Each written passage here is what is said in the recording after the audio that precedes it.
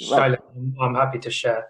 yeah, go ahead. Yeah, last week or so has been, in terms of work-wise, has been particularly challenging. I own a dental practice, and we're in the process of planning to reopen next week. Um, so, yeah, it has been really challenging starting from us finding out via BBC News that we were opening and having no clue as a profession up to the point of receiving various emails every day up to Friday with changes in procedures, protocols, and things. And it's been hard because obviously the public think, yes, you're open and back and everything, understandably. Now in the media, there's been a lot more where it's a bit balanced, but it's been partly tough that way in terms of managing expectations, but also planning to go back. And ultimately, really and truly, the real reasons to open up at the moment are to help out people with problems. Hmm.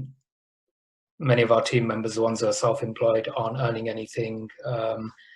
They don't qualify for certain benefits and things, so that way as well. But it's been tough because there's been a lot to do. It's been full on, a lot of challenges, Yeah. and the flip side is that from a business point of view, it just doesn't work. It's financially, it actually, and I know many colleagues that are not going to open right now, and there's no right or wrong, but Yeah. financially, I'd actually be better off not opening up. But it's that balance and the moral part. But the other side of it is because of all the uncertainty, if you knew this is going to be a matter of weeks, something like that, okay, you can manage. But 3 months have gone. This could be another 6 months, 12 months, or that as a business we might not be able to get back to where we were. So that part is tough, and it's been really hard. But what I would say, you asked about the journal. Yes, I have been doing it every day properly, and it's been good. And the accountability from you has been great, even from day one when you're like, you're late on this, and I expected it earlier from you, which is good. And I know it takes a while to form a habit properly, and 7 days is not enough. But it's been a really good start because for me, pretty much every day that is near enough the first thing that I'm looking at doing end of the day as well.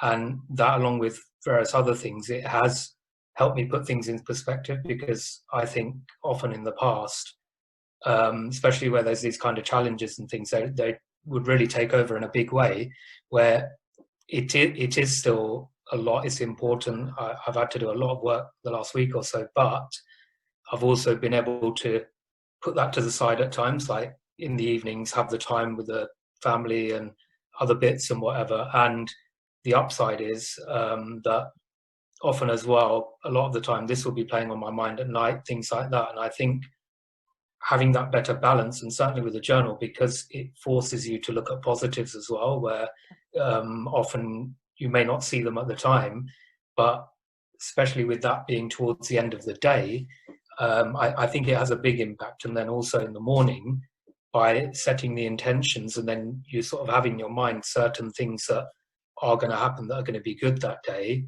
it does help counterbalance things that get thrown up or unforeseen, or you know that there's going to be challenges.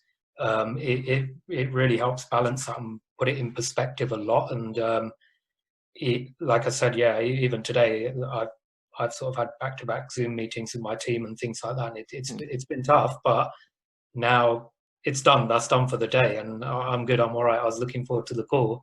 Yes. So in that respect, is really good. So now, and I really appreciate that you've shared all this and giving your help and knowledge and the daily updates. I know some people say it's a bit much, but and everyone's different that way. But I think it's good because you can take as much or little as you want. But it's really useful. And for me personally, I have realised over time, yeah, having that accountability, it helps me a lot because I think a lot of things I do know in my mind. I mean, you know me in that way, personal development wise, and things. I've Yes. read a lot of stuff, I do a lot of things, but that in itself doesn't always mean a lot. The accountability is massive, so thank you. No, you're welcome. And truly welcome. And that's, I think, one of the things that we all sort of acknowledge, that we go on a course, we get excited, or we read a book and we get excited and think, make grand plans, but then the follow through or the action is where the real magic happens. Yeah. And that's what Happy Life Habits is about, and that's what this course is about, to really give the best chance of taking those actions and use as much of those different tools or reminders or stimulants to bring that through. And the other thing, really, as I had mentioned before, is I see things being tough nationally and on a world basis for a while. And that's why I was so keen that to do the gratitude and the journey and stuff, because having seen those benefits for 3.5 years myself, and hopefully in a moment Chef Alika and Mira will share some of those.